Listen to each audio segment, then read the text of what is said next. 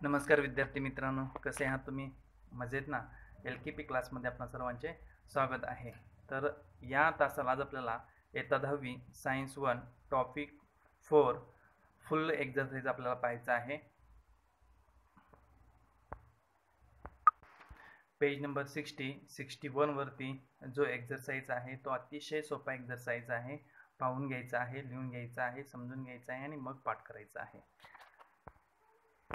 तर यामध्ये first question बघा, question number first, tell the odd one out.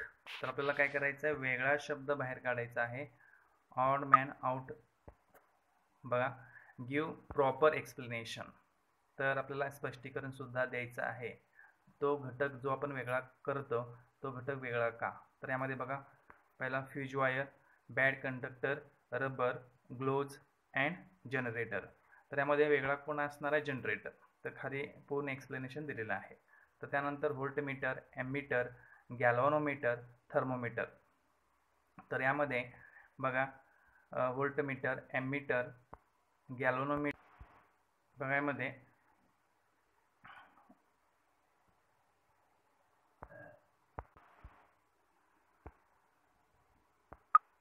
एक मिनटं. आता यामध्ये सेकंड बघा, B voltmeter, ammeter, galvanometer and thermometer. तर याचं करेक्ट आन्सर आहे थर्मोमीटर. तर त्यानंतर 3 number, loudspeaker, microphone, electric motor, magnet. तर यामध्ये लक्षात ठेवा, लाऊडस्पीकर, मायक्रोफोन, इलेक्ट्रिक मोटर याचं एका फॉर्ममधून दुसऱ्या फॉर्ममध्ये रूपांतर होऊ शकतं. त्यामध्ये वेगळा कोण आहे, मॅग्नेट. हे लक्षात ठेवायचं. यामध्ये जनरेटर. आता याचं पूर्ण प्रॉपर एक्सप्लेनेशन आपल्याला खाली बघायचं आहे. अतिशय सोपा प्रश्न आहे बघा. यामध्ये क्वेश्चन नंबर फर्स्ट जो आपण मागाशी पाहिलेला होता, ऑड मॅन आउट, त्यामध्ये बघा, fuse wire, bad conductor, rubber, gloves and generator. तर यामध्ये वेगळा शब्द कुठला आहे, जनरेटर. आता का बघा, generator is used for produce current. तर लक्षात ठेवा, जनरेटर कशासाठी वापरतात, करंट निर्माण करण्यासाठी. Rubber and gloves are bad conductor of electricity. हे रबर आणि ग्लोव्ज काय करतात, करंट पास होऊ देत नाहीत, म्हणजे बॅड कंडक्टर ऑफ इलेक्ट्रिसिटी आहेत. Fuse wire is used for precautionary measure. तर फ्यूज वायर आपल्याला माहिती आहे, जादा जर करंट झाला तर फ्यूज वायर आपोआप काय होते, मेल्ट होते आणि जादा जो करंट आहे तो आपल्या घरामध्ये सप्लाय होणार नाही. तर यामध्ये लक्षात ठेवा, जनरेटर हे वेगळं झालेलं आहे. त्यानंतर नेक्स्ट बघा, यामध्ये सेकंड जो आहे बी पॉईंट, यामध्ये बघा, व्होल्टमीटर, एमीटर, गॅल्व्हनोमीटर, थर्मोमीटर.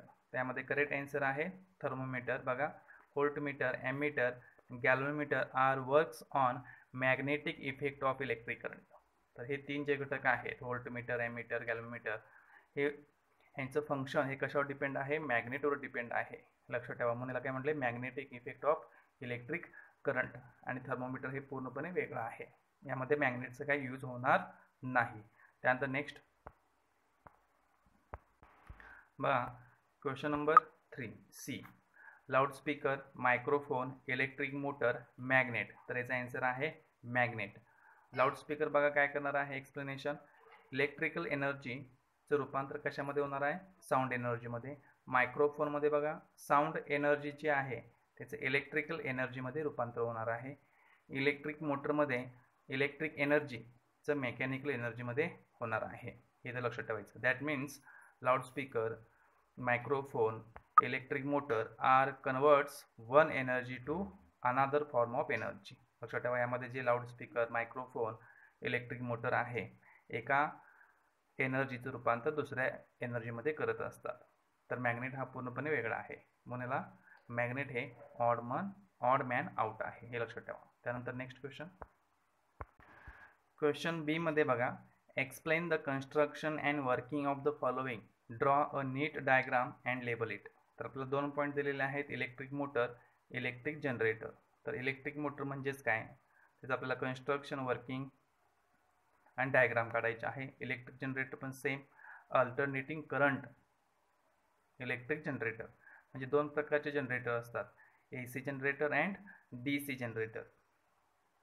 तर यामध्ये पहिला बघा, इलेक्ट्रिक मोटर. तर यामध्ये बघा, हे आपल्याला माहितीच आहे, इलेक्ट्रिक मोटर असेल तर यामध्ये जे फंक्शन आहे, यामध्ये जे कार्य आहे ते बघा, मॅग्नेटिक इफेक्टवर ह्याचं कार्य डिपेंड आहे. तर आपल्याला ही आकृती माहितीच आहे सगळ्यांना. तर ह्याचं आपल्याला एक्सप्लेनेशन करायचं आहे.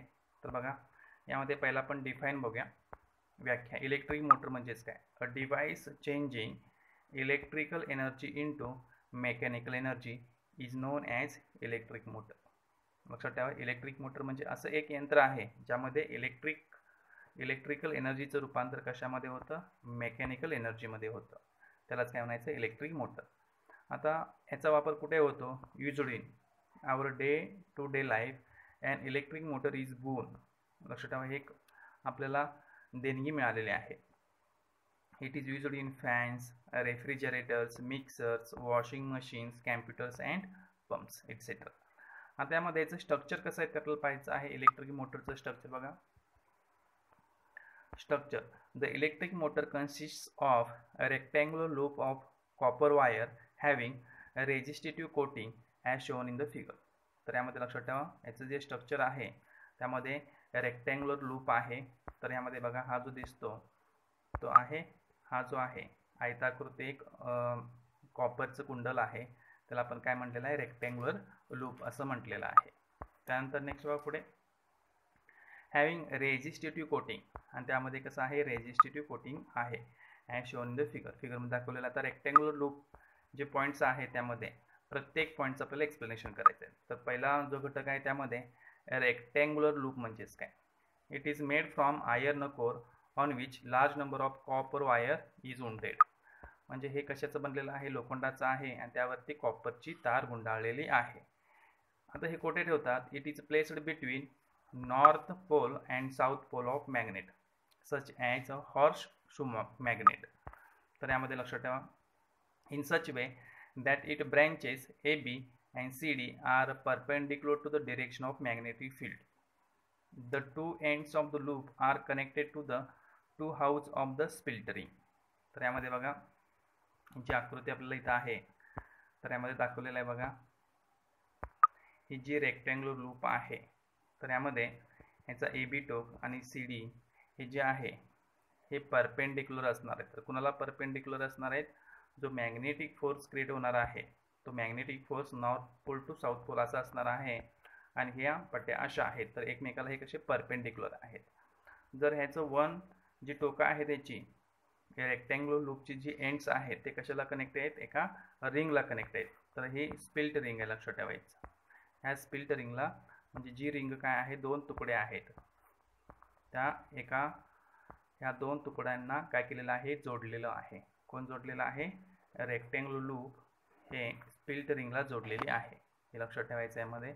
त्यानंतर नेक्स्ट पॉईंट बघा, आणि हा जो चुंबक आहे तो चुंबक जो आहे तो हॉर्स शू बिग मॅग्नेट आहे. नॉर्थ पोल आणि साऊथ पोल यांच्यामध्ये हा रेक्टँग्युलर लूप ठेवलेला आहे, प्लेस्ड केलेला आहे. त्यामध्ये नेक्स्ट बघा, आता यामध्ये जी स्पिल्ट रिंग आहे, आता मगाशीच म्हणलेलं तुम्हाला जी स्पिल्ट रिंग आहे यामध्ये दिसत आहे बघा, इथं स्पिल्ट रिंग आपल्याला दिसते. जो ॲक्सेल आहे याच्यामध्ये ती स्पिल्ट रिंग बसवलेली आहे, दिसते गोल जी आहे ती स्पिल्ट रिंग आहे. आता स्पिल्ट रिंग बद्दल आपल्याला माहिती बघायची आहे. तर यामध्ये it is a metal ring. बघा ही एक मेटल रिंग आहे. It to house of the ring have resistive coating on their inner surface and are tightly fitted on the axle.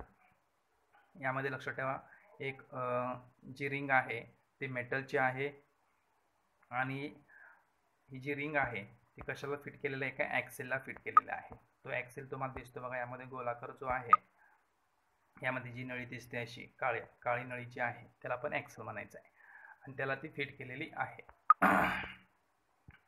The two halves of the split ring X and Y have their outer conducting surfaces in contact with the two stationary carbon brushes E and F. आता यामध्ये respectively आता यामध्ये दोन carbon brushes joint आहेत. इथे बघा, इथे एक छोटा कार्बन ब्रश आहे त्याला नाव दिलेलं आहे E and F.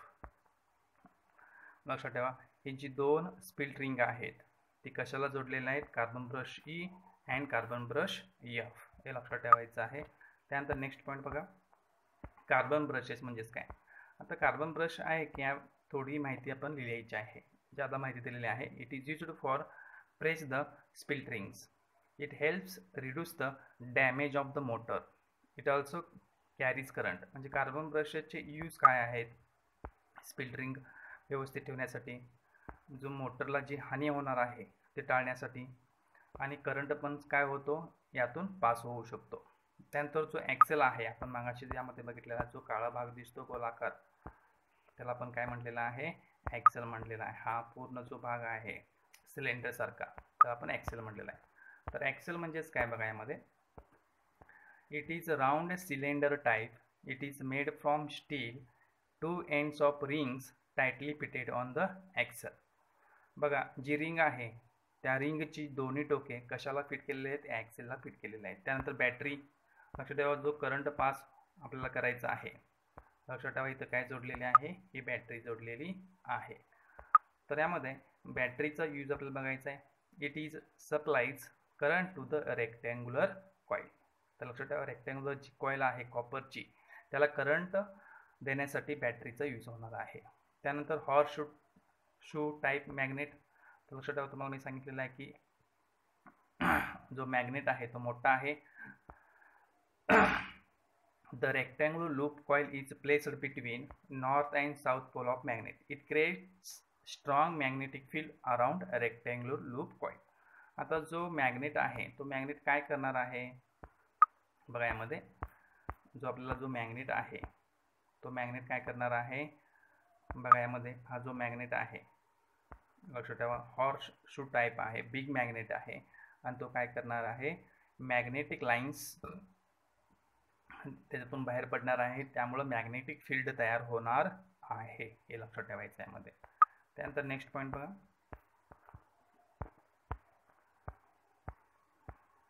बघा, आता यामध्ये याचं पूर्ण फंक्शन बघायचं आहे. तर आपण बघितलेलं आहे हा चुंबक आहे, ही एक रेक्टँग्युलर कॉईल आहे. रेक्टँग्युलर कॉईलला ही काय पण एक बॅटरी, ही वायर आहे, इथं बॅटरी जोडलेली आहे. त्यानंतर ही रिंग आहे, रिंगच्या इथं काय आहे? ॲक्सेल आहे. तर ह्याचं फंक्शन काय आहे ते आपण बघूया. बघा यामध्ये फर्स्ट पॉईंट आपल्याला काय दिलेला आहे?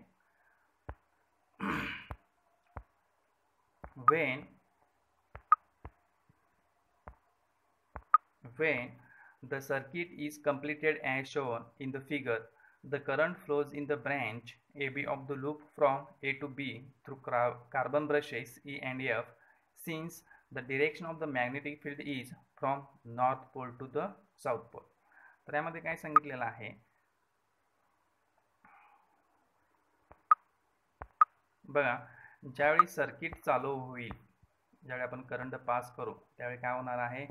जो करंट आहे तो A B C D असा पास होणार आहे. लक्षात ठेवा इथून जो करंट आहे असा E कडून A B C D, आणि या कार्बन ब्रश इथून या कार्बन ब्रशमधून या रिंग्समधून काय करणार आहे? करंट असा डावीकडून उजवीकडे असा पास होणार आहे, लक्षात ठेवा. त्यानंतर सेकंड पॉईंट काय बघा, according to the Fleming's left hand rule, a force is exerted on the branch AB and pushes it down. ज्यावेळी काय होणार आहे बघा, फ्लेमिंगच्या लेफ्ट हँड रूलनुसार ज्यावेळी काय होणार आहे? Magnetic lines of force create होणार आहेत, आणि याचा फोर्स कशावर पडणार आहे? ह्या AB वरती पडणार आहे. त्यामुळं AB काय होणार आहे? खालच्या दिशेने झुकणार आहे, आणि CD काय होणार आहे? वरच्या दिशेने झुकणार आहे. म्हणजे जी ही कॉईल आहे AB खालच्या दिशेने येणार आणि CD वरच्या दिशेने येणार, लक्षात ठेवा. त्यानंतर नेक्स्ट काय म्हटलेलं आहे? The current in the CD branch in opposite direction to that in the AB branch, and therefore a force is exerted on the CD in upward direction. मग सांगितलेलं AB हा खालच्या दिशेने येणार आणि CD वरच्या दिशेने जाणार. The loop and the axle start rotate in anti clockwise direction. आता यामध्ये काय सांगितलेलं आहे? जी कॉईल आहे ती कॉईल काय करणार आहे? घड्याळाच्या विरुद्ध दिशेनं फिरायला चालू करणार आहे. म्हणजे जी कॉईल आहे ती अशी फिरायला चालू होणार, लक्षात ठेवा.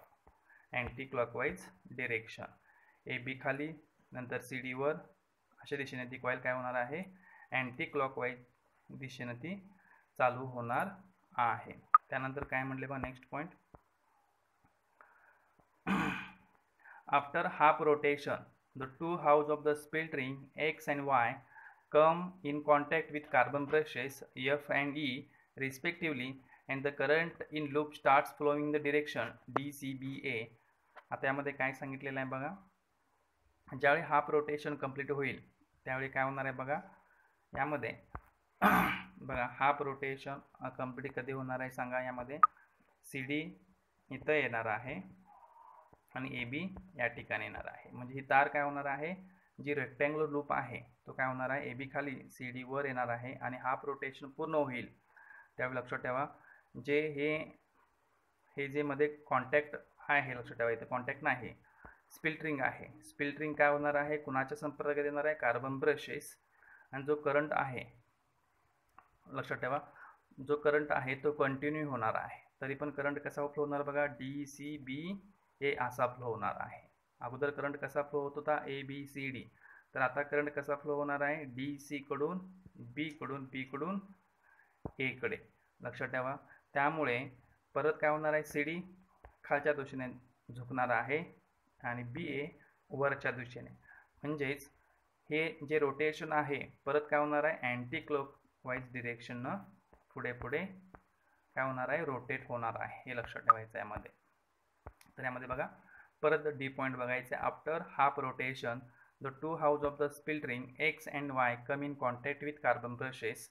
जे स्प्लिट रिंगचे जे दोन टोके आहेत जिथं मध्ये गॅप आहे X आणि Y, ती कुणाच्या कॉन्टॅक्टमध्ये येणार आहे, F आणि E या कार्बन ब्रशच्या कॉन्टॅक्टमध्ये येणार आहेत. आणि करंट कसा फ्लो होणार आहे, DCBA. Therefore, a force is exerted on the branch DC. त्यावेळी फोर्स DC वर DC in downward direction and on the branch B in the upward direction, and the loop continues to rotate in the anti-clockwise direction. त्यामुळे जी loop आहे ती आहे तशीच anti clockwise direction मध्ये फिरणार आहे. Thus the current in the loop is reversed after each half rotation and the loop and the axle continues to rotate in the anti-clockwise direction. आता ही process काय होणार आहे, करंट काय होणार आहे, ABCD DCBA असं काय करणार आहे, करंट फ्लो होणार आहे आणि जी लूप आहे ते अँटी क्लॉकवाईज डिरेक्शननुसार फिरणार आहे. हे लक्षात ठेवायचं यामध्ये.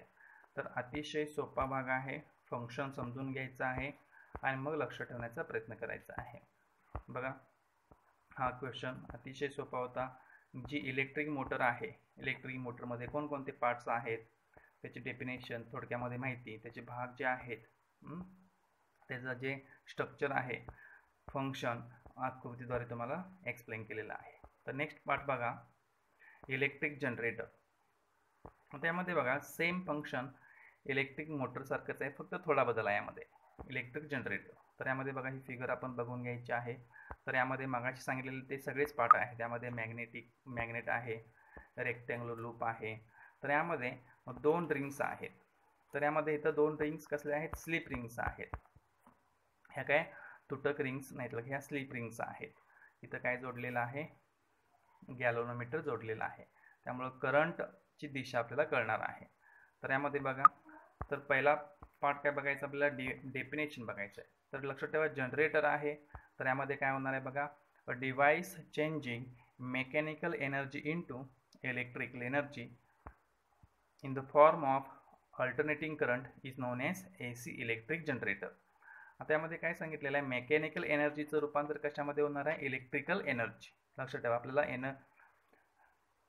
आपल्याला लाईट पाहिजे असते, करंट पाहिजे असतो, त्यामुळे आपण जनरेटर वापरत असतो. जनरेटरमध्ये ॲक्च्युली काय कन्वर्ट होते सांगा, मेकॅनिकल एनर्जीचं इलेक्ट्रिकल एनर्जीमध्ये रूपांतर होणार आहे. आणि ते कोणत्या फॉर्ममध्ये आहे, अल्टरनेटिंग करंट. तर याला करंट कसा मिळणार आहे, अल्टरनेटिंग करंट मिळणार आहे आणि याला म्हणायचं आहे AC म्हणजे alternating current electric generator. It is used to produce to current निर्माण करण्यासाठी याचा वापर होतो. Structure, the electric generator consists of rectangular loop of copper wire having a resistive coating as shown in the figure. तर यामध्ये पण काय आहे, कॉपरची वायर आहे. मग अशी मी सेम जे एक्सप्लेन केलेलं आहे तेच आहे, रेक्टँग्युलर लूप आहे. यामध्ये स्लिप रिंग्स आहेत, दोन रिंग्स आहेत लक्षात ठेवा. कार्बन ब्रशेस, मग अशी मी सांगितलेलं आहे, ॲक्सेल आहे, हॉर्स शू टाईप मॅग्नेट आहे आणि यामध्ये वेगळा जो पार्ट आहे तो गॅल्व्हनोमीटर. आता गॅल्व्हनोमीटर काय करतो बघा, यामध्ये it is used for detecting and measuring electric current and shows direction of electric current. त्यामध्ये बघा इलेक्ट्रिक करंट आहे की नाही शोधण्यासाठी आणि त्याची दिशा आपण फाइंड करू शकतो कुठलं डिव्हाइस वापरून, गॅल्व्हनोमीटर हे डिव्हाइस वापरून. तर त्यामध्ये नेक्स्ट बघा पुढे, तर यामध्ये याचं आपल्याला फंक्शन बघायचं आहे. तर बघा यामध्ये फंक्शन्स थोडं फक्त चेंज आहे. यामध्ये पहिला पार्ट काय सांगितलेला बघा, यामध्ये फर्स्ट जे आहे, the axle is rotated with the help of machine from outside, because of this the coil ABCD starts rotating. आता यामध्ये हे फिरण्यासाठी बाहेरून एक मशीन लावलेले असणार आहे, हे लक्षात ठेवायचं आहे. बाहेरून एक काय लावलेले आहे, मशीन लावलेले आहे. त्यामुळं जी कॉइल आहे ती कॉइल कशी फिरणार आहे बघा, या कॉइलला रेक्टँग्युलर कॉइल आपण बघितलेला आहे, कॉपरचे आहे. ABCD यामधून काय होणार आहे, करंट पास होणार आहे आणि कॉइल काय होणार आहे, रोटेट व्हायला चालू होणार आहे. The stationary carbon brushes B1 and B2 are connected to galvanometer which shows the direction of current in the circuit. आता यामध्ये स्टेशनरी कार्बन ब्रशेस सांगितले बघा. कार्बन ब्रशचं तुम्हाला मी सांगितलं आहे करंट फ्लो होण्यासाठी इलेक्ट्रिक जी मोटर असते किंवा जे डिव्हाइस असतात ते खराब होऊ नये म्हणून याचा यूज केला जाऊ शकतो. B1 and B2 बघा कार्बन ब्रशेस कुठे आहे, इथं बघा, इथं B1 आहे, इथं B2 आहे. दोन कार्बन ब्रशेस आहेत आणि हे कार्बन ब्रशेस कशाला कनेक्ट आहे, वायरला कनेक्ट आहे. वायर कशाला कनेक्ट आहे, गॅल्व्हनोमीटरला कनेक्ट आहे. आणि गॅल्व्हनोमीटरचं तुम्हाला फंक्शन मागायला सांगितलेलं आहे, shows the direction of current in the circuit. आता यामध्ये थर्ड पॉईंट काय सांगितलेलं आहे बघा, upon rotating the axle the branch AB goes up and the branch CD goes down, the coil ABCD rotates clockwise. तर यामध्ये ज्यावेळी ॲक्सल हा फिरू लागतो, यामध्ये सांगितलेला आहे हा जो ॲक्सल आहे तो फिरू लागतो, त्यावेळी काय होणार आहे बघा, AB काय होणार आहे, वरच्या दिशेने जाणार आहे, लक्षात ठेवायचं आहे. AB काय होणार आहे, वरच्या दिशेने जाणार आहे आणि CD काय होणार आहे, खालच्या दिशेने येणार आहे. म्हणजेच हे कोणाच्या दिशेनुसार फिरणार आहे, क्लॉकवाईज डिरेक्शननुसार हे काय होणार आहे, कॉइल रोटेट होणार आहे. आता पॉईंट D बघायचा आहे. According to Fleming's right hand rule, electric current is produced in the branches AB and CD in the direction ABCD. म्हणजे जो करंट जो फ्लो होणार आहे तो कसा फ्लो होणार आहे, A कडून B कडे, B कडून C कडे, म्हणजे असा करंट फ्लो होणार आहे, लक्षात ठेवा. आणि जी कॉइल आहे ती कॉइल काय करणार आहे, क्लॉकवाईज डिरेक्शननुसार रोटेट होणार आहे. Thus the current flows in the direction ABCD as shown in the arrows the figure. हे बघा, in the external circuit the current flows from B to B1 through the galvanometer. आणि जो external circuit आहे त्यातून जो current pass होणार आहे तो कुठून पास होणार आहे बघा, B1 to B2. इथे लक्ष ठेवायचं आहे. बघा इथे एक कार्बन ब्रश आहे,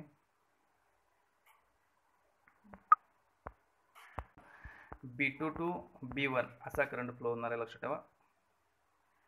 जो कार्बन ब्रश मधून एक्सटर्नल जे सर्किट आहे त्यामधून B2 to B1 असा करंट पास होणार आहे, लक्ष ठेवा. ABCD असा करंट पास होणार आहे. तर त्यामध्ये नेक्स्ट बघा पॉइंट बघा, फ्लेमिंगच्या राईट हँड रूलनुसार जो करंट तयार होणार आहे तो करंटची डिरेक्शन कशी असणार आहे, ABCD असणार आहे. जी कॉइल रोटेट होणार आहे ती क्लॉकवाईज डिरेक्शननुसार रोटेट होणार आहे. आता त्यामध्ये एक पॉईंट आपल्याला क्लिअर झाला, B to B1 असा करंट फ्लो होणार आहे. If instead of one loop coil, the coil consisting of several turns is used, the current of magnetic several times flow. जर आपण काय म्हटलेलं आहे, त्यामध्ये एक कॉइल आपण गुंडाळण्यापेक्षा भरपूर जर त्याला वेढे दिले कॉपर कॉइलचे तर काय होणार आहे, भरपूर वेळा तो करंट फ्लो होणार आहे आणि करंट तयार होणार आहे. त्यानंतर नेक्स्ट बघा पुढे काय सांगितलेलं आहे, त्यामध्ये बघा त्याचं पुढं फंक्शन आहे. हे जरा मी वेगळ्या पद्धतीने डायग्राम काय केलेले दाखवलेले आहे तुम्हाला. तर यामध्ये अगोदर कशी होती बघा, एक हाफ रोटेशन कंप्लीट झालं यामध्ये बघा, जी AB इथं होती आणि CD इकडं होतं. तर यामध्ये हाफ रोटेशन ही कॉइल काय केलेली आहे, हाफ रोटेशन पूर्ण झालेलं आहे. तर हाफ रोटेशन झाल्यानंतर काय होणार आहे ते आपल्याला बघायचं आहे. After half rotation the branch AB takes the place of branch CD and the branch CD takes the position of the branch AB, therefore the induced current goes as DCBA. तर यामध्ये हाफ रोटेशन कंप्लीट झाल्यानंतर कुणाची जागा कोण घेणार आहे बघा. बघा इथला भाग आणि इथला भाग यामध्ये काय होणार आहे, फरक पडणार आहे. इथं अगोदर AB असणार आहे, त्या ठिकाणी काय आलं CD आलेलं आहे आणि इकडे CD होतं इथं काय आलेलं आहे AB आलेलं आहे. म्हणजे इथं हाफ रोटेशन कंप्लीट झालेलं आहे. इथं लक्ष ठेवायचं आहे. तर यामध्ये काय होणार आहे, ज्यावेळी हाफ रोटेशन कंप्लीट होणार आहे त्यावेळी जो करंट आहे तो करंट असा फ्लो होणार नाही. लक्ष ठेवा, असा करंट फ्लो होणार नाही. तर तो करंट काय होणार, इंड्युस्ड करंट जो अगोदर करंट गेलेला आहे तो काय होणार आहे, तो करंट असा रिव्हर्स येणार आहे. लक्ष ठेवा, असा करंट येणार आहे. लक्ष ठेवा, म्हणजे करंट कसा येणार आहे, परत ABCD असा येणार आहे. लक्ष ठेवा. But the branch BA is always contact with the brush B1 and branch DC in the contact with the B2. Hence in the external circuit current flows from B1 to B2. आता बघा current काय झालेला, reverse झालेला आहे. Current कुठून pass होणार आहे, B1 पासून B2 कडे पास होणार आहे. म्हणजे कुठला बघा P1 आणि P2 आपण इथं म्हटलेलं कुठे, म्हणजे हाफ रोटेशन कंप्लीट झाल्यानंतर करंट कसा पास होणार आहे, B1 पासून B2 कडे करंट पास होणार आहे. म्हणजे असा तो करंट आकडे असा फ्लो होणार आहे. लक्षात ठेवायचं.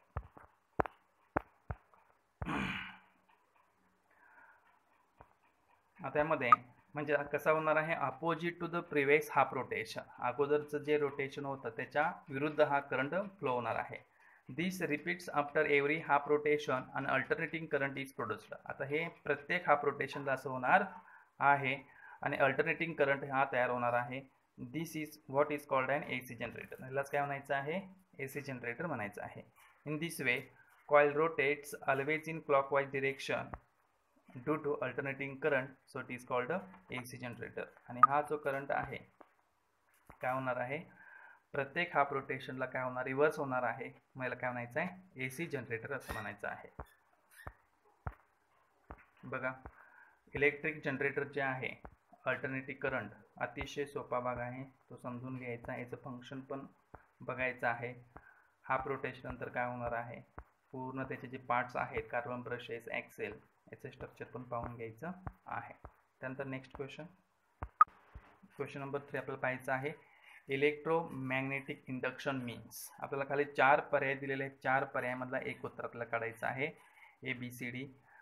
पहिला पर्याय बघा, a charging of an electric conductor, production of magnetic field due to current flowing through a coil. तिसरा पॉईंट जो आहे, generation of a current in coil due to relative motion between the coil and the magnet. D, motion of the coil around the axle in an electric current. तर electromagnetic induction म्हणजे माहीतच आहे, generation of current in coil, कॉइलमध्ये current तयार होणार आहे due to relative motion between the coil and the magnet. हे आपल्याला माहीतच आहे की इथं आपल्याकडे एक जर कंडक्टर असेल, एक जर आपण वायर अशी ठेवलेली असेल आणि इथून जर चुंबक आपण काय केला, हलवला, तर लक्षात ठेवा, चुंबक हलवला किंवा ही जी वायर कॉइल जर हलवली आपण, तर यामध्ये काय होणार आहे, या कंडक्टरमध्ये इलेक्ट्रिक करंट तयार होणार आहे. मग त्यालाच म्हणायचं electromagnetic induction. Generation of current in coil due to relative motion between the coil and the magnet. तर लक्षात ठेवा, या दोघांमधलं मोशन त्यानुसार काय होणार आहे, करंट तयार होणार आहे, हे लक्षात ठेवायचं आहे. तर तिसरा प्रश्न. त्यानंतर next question number 4. Question number 4 मध्ये आपल्याला काय बघायचं, मग explain the difference AC generator and DC generator. AC म्हणजेच काय, alternating current generator, direct current generator, हे लक्षात ठेवायचं. तर AC जनरेटरची फिगर बघा, यामध्ये काय काय आहे, तर यामध्ये चुंबक आहे, रेक्टेंग्युलर लूप आहे, ॲक्सेल आहे, त्यामध्ये 2 स्लिप रिंग्स आहेत. तर यामध्ये काय, स्पिल्ट रिंग आहे. स्पिल्ट म्हणजे जे तुटलेले 2 भाग असतात ते जोडून केलेले असतात. तर बाकी तिथे काय जोडलेलं आहे, पण गॅल्व्हनोमीटर आहे, इथं काय जोडलेले आहे, बॅटरी जोडलेली आहे. इथं फरक लक्षात घ्यायचा आहे. तर यामध्ये एक एक फरक बघूया आपण. AC जनरेटर बघूया आपण. It is used to produce alternating current. तर एक लक्षात ठेवा, AC जनरेटर कशासाठी वापरतात, अल्टरनेटिंग करंट प्रोड्यूस होण्यासाठी. In an AC generator the electric current reverse direction periodically. तर यामध्ये लक्षात ठेवा, तुमचा जो करंट डिरेक्शन आहे ती काय होते, रिव्हर्स होते. लक्षात ठेवा यामध्ये, कारण इंड्युस्ड करंट यामध्ये निर्माण होणार आहे. AC generators have slip rings. तर यामध्ये काय असणार आहे, स्लिप रिंग्स असणार आहे. The flow of current in the circuit reverse the direction after every half rotation of the coil. यामध्ये काय झालेलं आहे, एक हाफ रोटेशन कंप्लीट झाल्यानंतर जो करंटचा डिरेक्शन असतो तो काय होणार आहे, चेंज होणार आहे. तर यामध्ये हे झालेलं आपलं अल्टरनेटिंग करंट जनरेटर. तर आता बघा direct generator. It is used to produce direct current. In DC generator the electric current flows only in one direction. यामध्ये करंट जो आहे तो एकाच दिशेनं फ्लो होणार आहे. DC generators have split rings. यामध्ये काय आहेत, स्प्लिट रिंग्स आहेत. The direction of the current is the same as long as the coil rotates in the magnetic field. बघा जो करंटचं डिरेक्शन आहे तो काय असणार, यामध्ये सेम असणार आहे. कॉईल काय होणार आहे, एकाच दिशेनं अँटी क्लॉकवाईज डिरेक्शननं फिरणार आहे. तर यामध्ये तुम्ही आणखी पॉईंट वाढवू शकता. यामध्ये कॉईल काय होते सांगा, अँटी क्लॉकवाईज डिरेक्शन रोटेट होते. तर यामध्ये कॉईल क्लॉकवाईज डिरेक्शन काय होते, रोटेट होत असते. तर लक्षात ठेवा यामध्ये पॉईंट, ही जी कॉईल आहे ही क्लॉकवाईज डिरेक्शननं आणि इकडची जी कॉईल आहे अँटी क्लॉकवाईज डिरेक्शननं रोटेट होणार आहे. त्यानंतर नेक्स्ट क्वेश्चन नंबर 5 आपल्याला विचारायला आहे, which device is used to produce electricity, describe with diagram. तर इलेक्ट्रिसिटी निर्माण करण्यासाठी आपण कोणती डिव्हाइस वापरू शकतो, आपल्याला खाली 4 पर्याय दिलेले आहेत. तर यामध्ये बघा पहिला पर्याय आहे electric motor, galvanometer, electric generator, voltmeter. तर लक्षात ठेवा पॉईंट C नुसार आपण काय करू शकतो, करंट निर्माण करू शकतो. त्याला म्हणायचं इलेक्ट्रिक जनरेटर. आणि ते कुठले जनरेटर आहे, डायरेक्ट करंट इलेक्ट्रिक जनरेटर. आता याची डेफिनेशन बघा. इलेक्ट्रिक जनरेटर आपल्याला माहिती आहे, a device changing mechanical energy into electrical energy in the form of direct current is known as DC electric generator. जे आपण जे मगाशी जे मोटरचं आपण जे कार्य बघितलेलं आहे त्याचनुसार हे आहे. हे सगळं एक्सप्लेन केलेलं आहे, याचे पार्ट्स वगैरे तेच फक्त आहे, यामध्ये काय बदल नाही. याचं फंक्शन पण सेम तसंच आहे. यामध्ये गॅल्व्हनोमीटर आहे, फंक्शन पण सेम तेच आहे, बघून घ्यायचं आहे आपण. आता नेक्स्ट जो क्वेश्चन आहे तो क्वेश्चन 6 आपल्याला विचारलेला आहे, how does the short circuit form, what is it's effects. तर शॉर्ट सर्किट म्हणजेच काय, शॉर्ट सर्किट कशामुळे होऊ शकतं आणि त्याचा इफेक्ट काय होतं. आता यामध्ये बघा जो पहिला पॉईंट दिलेला आहे, the home electrical connection कन्सिस्ट्स of live, neutral and अर्थ वायर्स. तर आपल्या घरामध्ये जे कनेक्शन आहे 3 प्रकारच्या वायरी असतात, लाईव्ह, न्यूट्रल अँड अर्थ wires. The live and the neutral wires have potential difference of 220 volt. ज्या 2 वायरीमधलं जे पोटेन्शियल डिफरन्स आहे 220 व्होल्ट असणार आहे घरामधलं, लक्षात ठेवा. The earth wire is connected to the ground. आणि जी अर्थिंगची वायर असेल आपण अर्थ, लक्षात ठेवा अर्थ वायर म्हणतो, आणि ती ग्राउंडला जोडलेली असते. Due to fault in equipment, काही आपल्या घरामधल्या उपकरणामध्ये काही फॉल्ट झाला, if the plastic coating on the live and the neutral wires gives away. बघा ह्या 2 वायरवरचे जे प्लॅस्टिक कोटिंग असतं ते काही कारणामुळे निघून जातं. The 2 wires come in contact with each other and large current flows through the hit producing hit. आणि बघा यामध्ये काय होणार, 2 वायरी एकमेकाच्या संपर्कात येतात आणि मोठ्या प्रमाणावर करंट तयार होऊ शकतो आणि हीट निर्माण होऊ शकते. इफ एनी इनफ्लेमेबल मटेरियल, जेव्हा त्यांच्या संपर्कात हीट निर्माण झाली, काही ज्वलनशील पदार्थ असतात, आग लागणारे पदार्थ असतात, such as wood, cloth, plastic exist around that place, it can catch fire. आणि त्याच्या आजूबाजूला जर असतील तर आग लागू शकते. This is called short circuit. Several times we hear or read about building catching fire due to short circuit. आपण भरपूर वेळा टी व्हीमध्ये, वर्तमानपत्रामध्ये वाचन करत असतो की शॉर्ट सर्किटमुळे आग लागली आहे. Therefore a fuse wire is used to as precautionary measure. मग त्या असा प्रसंग घडू नये म्हणून तिथं काय वापरलेले असते, फ्यूज वायर ही वापरलेली असते. As soon as high current flows in circuit, the fuse wire melts and break the circuit and any mishap is avoided. आणि त्यामुळे कोणतीही दुर्घटना होऊ नये म्हणून फ्यूज वायर वापरलेली असते. त्यानंतर आपल्याला क्वेश्चन नंबर 7 बघायचा आहे, गिव्ह सायंटिफिक रिझन्स. तर यामध्ये 4 क्वेश्चन्स दिलेले आहेत, तर प्रत्येकाचं आपल्याला ॲन्सर्स बघायचं आहे. अतिशय सोपे ॲन्सर्स आहेत, पाठ करून घ्यायचे, समजून घ्यायचं आहे. तर क्वेश्चन नंबर 7चे आन्सर्स बघून घेऊ. बघा, गिव्ह द रिझन्समध्ये जो पहिला प्रश्न आपल्याला विचारलेला आहे, tungsten metal is used to make solenoid type coil in electric bulb. Electric बल्बमध्ये जी वायर असते ती टंगस्टनची का बनवलेली असते आणि ती सोलेनॉइड टाईप का असते, असा प्रश्न विचारलेला आहे. When a resistor is connected in electrical circuit, ह्यामध्ये पॉईंट बघायचा आहे. When a resistor is connected in an electrical circuit, ज्यावेळी आपण रेजिस्टर म्हणजे तुम्हाला माहिती आहे की हीट रोखण्यासाठी जो करंट स्लो होण्यासाठी आपण काय करत असतो, तारेला काय करत असतो, गुंडाळत असतो, त्याला म्हणायचं आपल्याला काय, रेजिस्टर म्हणायचं आहे. Heat is produced in it due to current, this is known as heating effect of current. म्हणजे यामध्ये जे रेजिस्टर वापरलेलं आहे ते करंटवर डिपेंड आहे आणि त्यालाच म्हणायचं आहे हिटिंग इफेक्ट ऑफ करंट.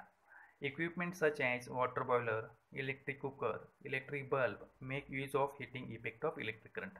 यामध्ये जे वॉटर बॉयलर असतो, इलेक्ट्रिक जो कुकर आहे, यामध्ये काय असते, हिटिंग इफेक्ट देऊन काय केले जाते, ते डिव्हाइस चालवले जातात. तर यामध्ये काय असणार आहे, एक वायर असणार आहे, कॉईल असणार आहे, त्याला आपण काय म्हणायचं आहे, मेटल फॉर्ममध्ये ते असणार आहे. मग इथं टंगस्टन मेटल का वापरलेलं आहे आणि ती टंगस्टन मेटल सोलेनॉइड टाईप का आहे असं विचारलेलं आहे. Electrical conductors having higher resistivity, तर यामध्ये काय सांगितलेलं आहे, जे इलेक्ट्रिकल कंडक्टर असतात ते काय असावे लागतात, higher resistivity are used here. म्हणजे ज्याच्यामध्ये जास्त रेजिस्टिव्हिटी असते तोच इलेक्ट्रिकल कंडक्टर अशा हिटिंग इफेक्ट ऑफ करंटमध्ये वापरला जातो. For example, a coil made of an alloy, a tungsten wire is used in electric bulb. आता यामध्ये एक्झाम्पल दिलेले बघा, टंगस्टन वायर ही अलॉय आहे, संमिश्र आहे, ते प्युअर मेटल नाही, लक्षात ठेवा. Because of the current this wire gets heated to nearly 3400 degree Celsius and emits light. आता त्या करंटमुळं ती वायर काय होणार, हिट होणार आहे आणि जवळजवळ 3400 डिग्री सेल्सिअस एवढा त्याला काय होणार आहे, उष्णता मिळणार आहे आणि त्यामुळं प्रकाश आपल्याला मिळणार आहे.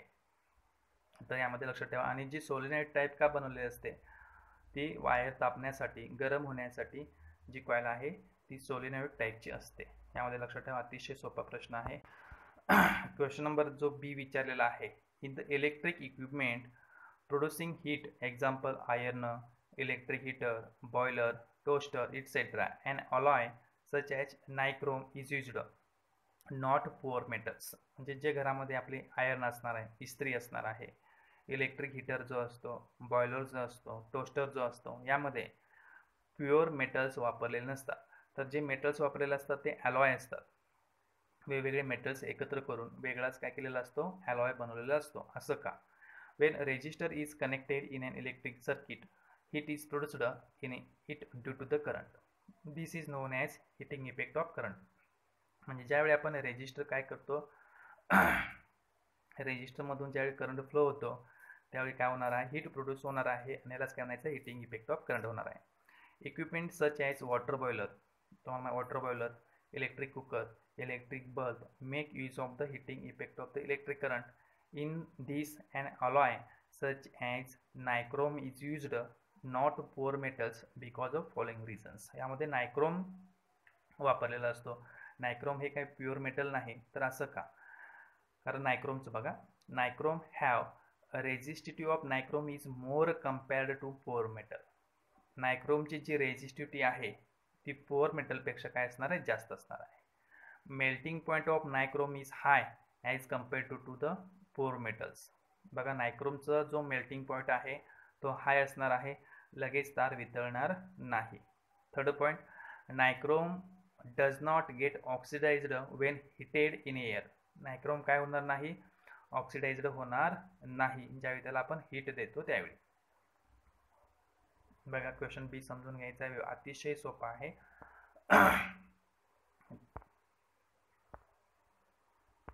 गिव्ह द रिझन्स मधला question number C. For electric power transmission copper और ॲल्युमिनियम वायर इज युज्ड. म्हणजे विद्युत उपकरणामध्ये आपण कॉपर आणि ॲल्युमिनियमची तार का वापरतो असा प्रश्न विचारलेला आहे. घरामध्ये ज्या वायरी असतात ते कॉपर आणि ॲल्युमिनियमच्या का असतात.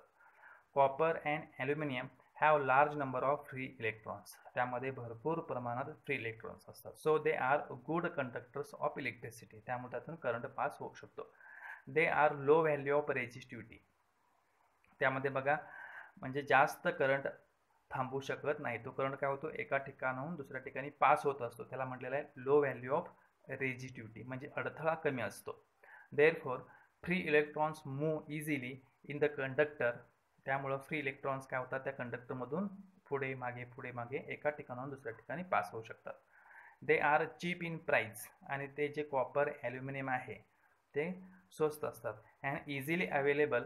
So for electric transmission copper और ॲल्युमिनियम वायर इज युज्ड. आणि ते सहजपणे उपलब्ध होऊ शकतात आणि प्राईस कमी असते.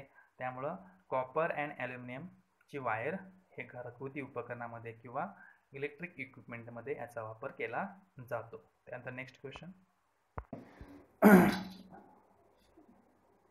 Question number D.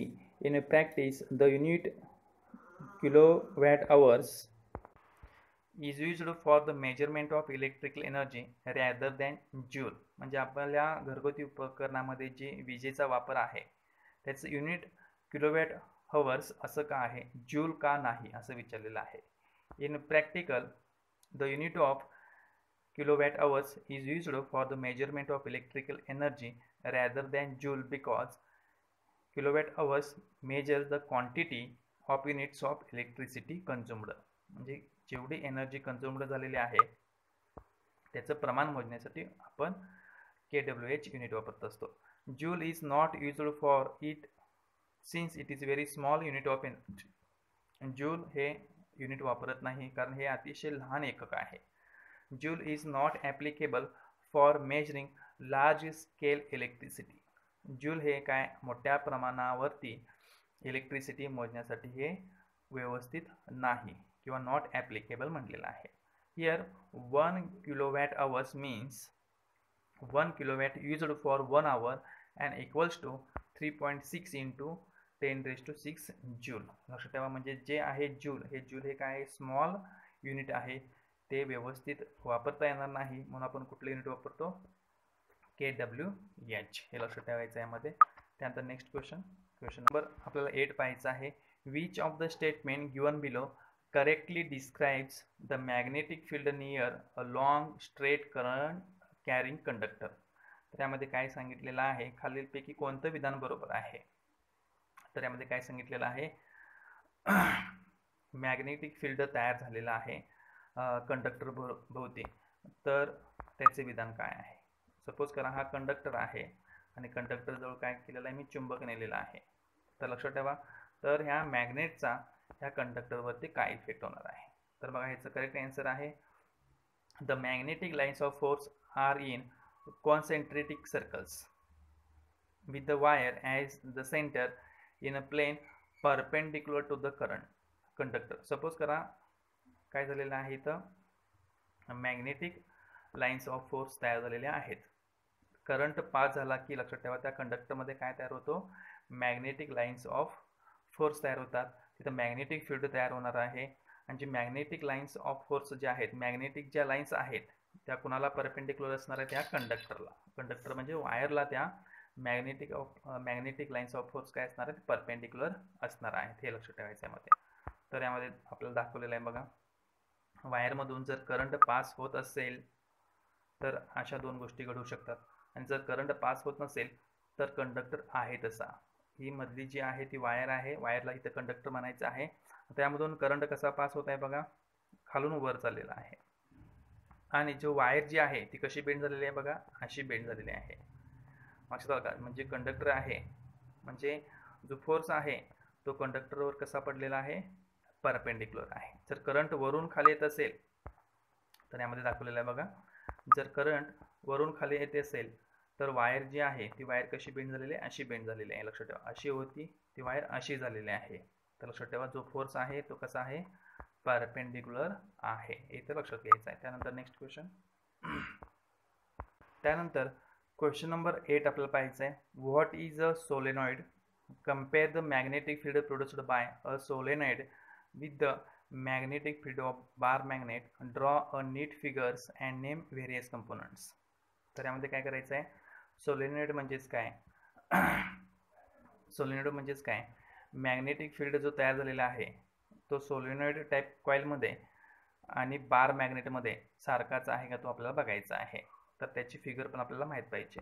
तर यामध्ये बघा पहिली जी कॉइल आहे आपल्याकडे कशी आहे, सोलेनॉइड टाईप कॉइल आहे आणि सोलेनॉइड टाईप कॉइलमधून आपण काय केलेलं आहे, करंट पास केलेला आहे. ही बघा जी कॉइल आहे अशी गुंडाळलेली आहे, जी वायर आहे कॉपरची वायर आहे ती गुंडाळलेली आहे, त्यामधून करंट पास केला आहे आणि करंट पास केल्यामुळे जो मॅग्नेट तयार झालेला आहे त्याचं जे स्ट्रक्चर आहे ते ह्याच्यासारखंच आहे का ते आपल्याला फाइंड करायचं आहे, किंवा त्या दोघांमध्ये समानता काय आहे किंवा वेगळं पण काय आहे ते आपल्याला शोधायचं आहे. तर यामध्ये Wien copper wire with resistive coating is wound in chain of loops, इथं काय सांगितलेलं, कॉपर वायर आहे ती काय केलेलं आहे, गुंडाळलेली आहे आणि त्यालाच काय म्हणायचं आहे, आपल्याला काय म्हणायचं आहे बघा, त्यालाच म्हणायचं आहे सोलेनॉइड टाईप कॉइल म्हणायचं आहे. whenever an electric current passes through a solenoid, magnetic lines of force are produced in a pattern as shown in the figure. जेव्हा यामधून आपण बॅटरी लावलेली आहे आणि करंट पास केलेला आहे त्यावेळी काय तयार झालेला आहे, मॅग्नेटिक लाईन्स ऑफ फोर्स तयार झालेल्या आहेत या पॅटर्नमध्ये. जो मॅग्नेटिक लाईन्स ऑफ फोर्स आहे तो कुठून आहे बघा, बघा असा आपल्याला दिसतो आहे, इकडून अशा फोर्स बघा अशा लक्ष ठेवायचं यामध्ये. The properties of the magnetic field of a solenoid are very similar to the magnetic field produced by bar magnet. Bar मॅग्नेटमध्ये जे मॅग्नेटिक लाईन्स ऑफ फोर्स तयार झालेले आहेत त्याची जी प्रॉपर्टी आहे ती सेम कोणासारखी आहे, सोलेनॉइड टाईप कॉइलच्या प्रॉपर्टी सारखी आहेत. One of the open ends of the solenoid acts as magnetic north pole and the other as magnetic south pole. म्हणजे याचं जे वन एंड आहे, इकडचं एक जे टोक आहे बघा, जे सोलेनॉइड एक टोक काय असणार आहे नॉर्थ पोल सारखं आणि एक टोक काय असणार आहे साऊथ पोल सारखं असणार आहे. The magnetic lines of force inside the solenoid are parallel to the each other. आता यामध्ये जे मॅग्नेटिक लाईन्स ऑफ फोर्स आहेत इनसाइड द सोलेनॉइड कॉइल ते एकमेकाला काय लाईन्स काय असणार आहे, ते पॅरलल असणार आहेत. दिस means that the intensity of the magnetic field within the solenoid is uniform everywhere. The magnetic field in solenoid is uniform. तर यामध्ये लक्षात ठेवा, जी तीव्रता आहे मॅग्नेटिक लाईन्स ऑफ फोर्सची आतमध्ये जी आहे सोलेनॉइड कॉइलच्या आतमध्ये जी मॅग्नेटिक लाईन्स ऑफ फोर्स जी तीव्रता आहे ती काय असणार आहे, एव्हरीवेअर सेम असणार आहे. हे तर लक्षात ठेवायचं आहे. म्हणजे इथं आपल्याला काय समजून घ्यायचं आहे, ज्या दिशेनं नॉर्थ पोलकडून साऊथ पोलकडे जसं काय झालेलं मॅग्नेटिक लाईन्स ऑफ फोर्स तयार झालेले आहेत तसं इथं पण नॉर्थ पोलकडून साऊथ पोलकडेच होणार आहे. तर आतमध्ये ज्या आहेत मॅग्नेटिक लाईन्स ऑफ फोर्स ज्या आहेत तर इथं पण मॅग्नेटिक लाईन्स ऑफ फोर्स जी इंटेन्सिटी आहे ती सेम असणार आहे. ह्याचे जे प्रॉपर्टीज आहेत मॅग्नेटिक लाईन्स ऑफ फोर्सच्या ते सेम कोणासारखे असणार आहेत, बार मॅग्नेट सारख्या असणार आहेत. इथं समजून घ्यायचं आहे. त्यानंतर नेक्स्ट क्वेश्चन नंबर 10 मध्ये आपल्याला दोन फिगर दिलेले आहेत, फिगर ए फिगर बी. आपल्याला त्याचे लॉ किंवा रूल्स आपल्याला सांगायचे आहेत. Name the following diagrams and explain the concept behind them. तर यामध्ये लक्षात ठेवा हे दोन रूल्स आहेत ते आपल्याला पाठ करायचे, समजून घ्यायचे, मोस्ट IMP आहेत. तर यामध्ये पहिला बघा फिगर ए मध्ये काय सांगितलेलं आहे, तर यामध्ये बघा यामध्ये काय सांगितलेलं आहे, राईट हँड रूल आहे आपला. हा जो पहिला आहे तो राईट हँड आहे. तर आपल्याला बघा अशा पद्धतीने आपल्याला तीन बोटं स्ट्रेच करायचे. हा आपला थंब आहे, हा इंडेक्स फिंगर आहे आणि हा मिडल फिंगर आहे, असं स्ट्रेच करायचं आहे. तर यामध्ये काय सांगितलेलं आहे बघा, जो थंब आहे तो काय डिनोट करतो, मोशन ऑफ कंडक्टर.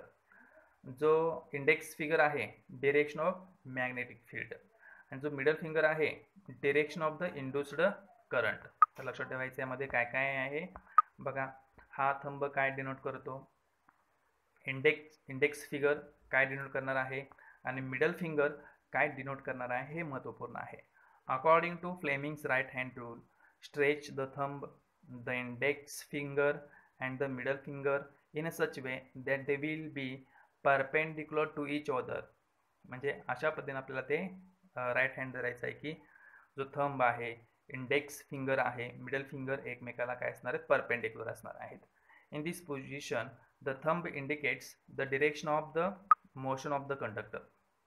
तर यामध्ये जो थंब काय असणार आहे, काय डिनोट करणार आहे, motion of the direction of motion of the conductor, direction of motion of the conductor.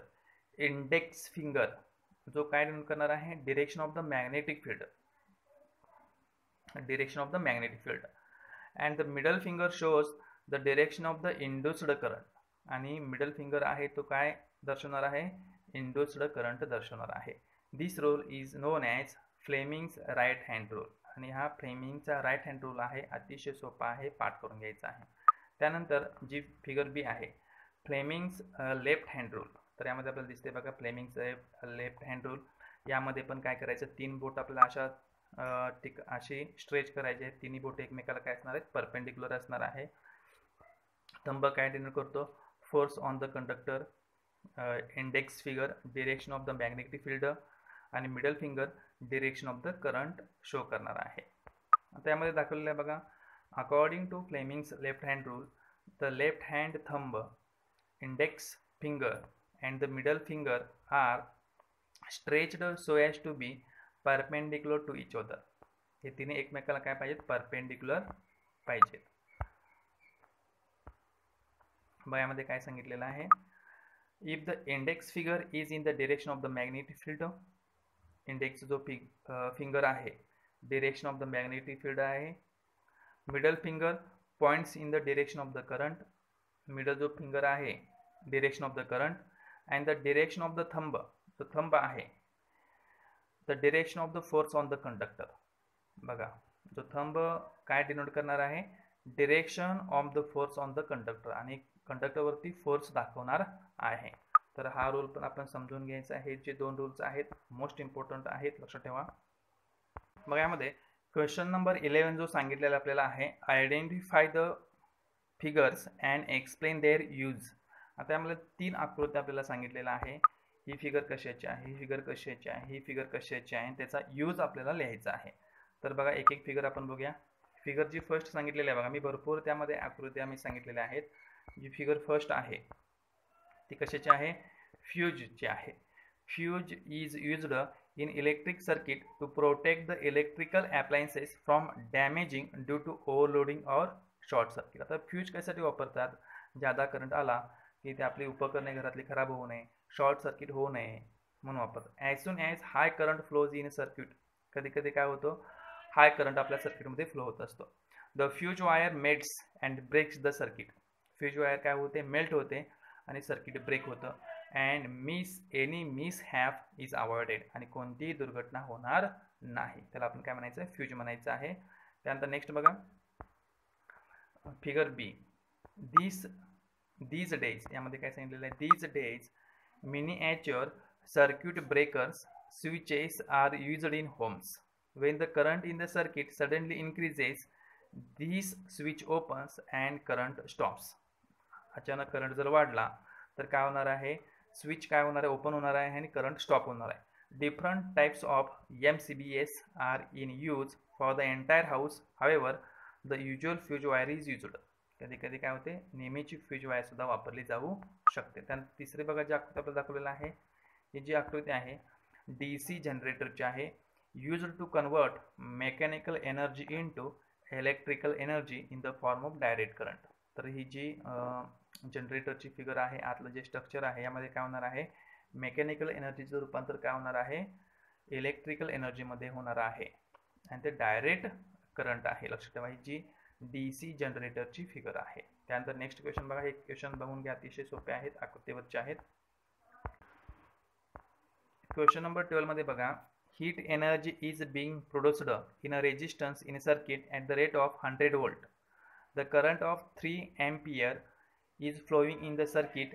What must be the value of the resistance. तर यामध्ये काय सांगितलेलं आहे, सर्किटमध्ये 100 volt काय सांगितलेलं आहे, जी हीट एनर्जी आहे ती 100 volt एवढा रेट आहे, आणि करंट किती फ्लो होत आहे, 3A आहे. What must be the value of the resistance, तर रेजिस्टन्सची व्हॅल्यू किती असणार आहे. तर आपल्याला फॉर्म्युला आपल्याला लक्षात ठेवायचं आहे. P is equal to power is equal to V into I. V म्हणजेच काय पोटेन्शियल डिफरन्स आहे, आय म्हणजे करंट. दुसरं एक आपल्याला फॉर्म्युला लक्षात ठेवायचा आहे. Potential difference is equal to I into R. I म्हणजे तुम्हाला करंट आहे आणि आर म्हणजे रेजिस्टन्स. इथं आपल्याला दिलेलं आहे. व्ही म्हणजेच काय पोटेन्शियल डिफरन्स, आय म्हणजे करंट, आर म्हणजे रेजिस्टन्स आणि पी म्हणजे पॉवर. आता यामध्ये बघा काय काय दिलेलं आहे. Here P is equal to power, power is equal to 100 volt आहे. करंट किती फ्लो होतो, I is equal to current, current is equal to 3A. R is equal to resistance, ते आपल्याला फाइंड करायचं आहे. तर यामध्ये आपल्याला बघा दोन सूत्राचा इथं आपण उपयोग करायचा आहे. तर पहिलं सूत्र V is equal to P upon I. Power किती आहे 100, करंट किती फ्लो होतो 3. आपण ज्यावेळी इथला भागाकार करू 33.3 व्होल्ट लक्षात ठेवा यामध्ये. R is equal to V upon I. आता व्हीची व्हॅल्यू आपल्याला किती आलेली आहे बघा 33.3 आहे, तिथं पुट करायचे आहे. आणि आय किती आहे 3. 33.3ला 3 डिवाइड जर केला आपण तर 11 ओहम हे लक्षात ठेवायचं आहे. जो रेजिस्टन्स आहे तो 11 ओहम येणार आहे. त्यानंतर नेक्स्ट बघा क्वेश्चन पुढचा यामधला, यामध्ये काय सांगितलेलं आहे बघा. पहिला आपण क्वेश्चन व्यवस्थित समजून घ्यायचा. यामध्ये 2 tungsten bulbs of wattage 100 volt and 60 volt power work on 220 volt potential differences. If they are connected in parallel, how much current will flow in the main conductor? आता यामध्ये दोन बल्ब आहेत घरामध्ये, एक 100 व्होल्टचा एक आहे आणि एक 60 व्होल्टचा आहे. आणि पोटेन्शियल डिफरन्स किती आहे 220 व्होल्टचा आहे. ते एकमेकाला पॅरलल आहेत. तर यामध्ये किती करंट फ्लो होतोय हे आपल्याला फाइंड करायचं आहे. तर पहिला बघा power is equal to V into I, हे आपल्याला लक्षात ठेवायचं आहे. त्यानंतर I is equal to I1 plus I2. लक्षात ठेवा पहिला काय पोटेन्शियल डिफरन्स किती दिलेला आपल्याला 220 व्होल्ट आहेच. P1 power of first bulb 100 volt, P2 power of second bulb 60 volt. आपल्याला काय करायचं टोटल करंट फाइंड करायचं आहे. तर पहिल्यांदा फर्स्ट बल्बमध्ये किती करंट फ्लो होतो हे आपल्याला बघायचं आहे. First I1 P1 upon V. P1 किती आहे 100 डिवायडेड बाय 220. नंतर I2 P2 upon V 60 divided by 220A. यामध्ये लक्षात ठेवा म्हणजे पहिल्या बल्बमधून एवढा करंट पास होतो, दुसऱ्या बल्बमधून एवढा करंट पास होतो. तर करंट सूत्र माहिती आहे I is equal to P upon V. लक्षात ठेवा पॉवर अपॉन व्होल्ट हे लक्षात ठेवायचं यामध्ये. आता यामध्ये आपण व्हीला पोटेन्शियल डिफरन्स इथं लक्षात ठेवायचं आहे. त्यामध्ये टोटल करंट म्हणजेच काय दोघांची बेरीज करायची आहे. I1 plus I2 100 divided by 220 plus 60 divided by 220A. तर यामध्ये काय होणार आहे 160 डिवायडेड बाय 220. तर भागाकार केल्यानंतर आपल्याला किती येणार आहे बघा 0.727 एवढा करंट काय होणार आहे त्यातून पास होणार आहे. लक्षात ठेवायचं म्हणजे 0.72 लक्षात ठेवायचं आहे. तर हा बघा अतिशय सोपा प्रश्न होता. त्यानंतर प्रश्न क्रमांक सी आपल्याला पाहायचा आहे. तर प्रश्न क्रमांक सी अतिशय सोपा आहे. यामध्ये काय प्रश्न विचारलेला बघा.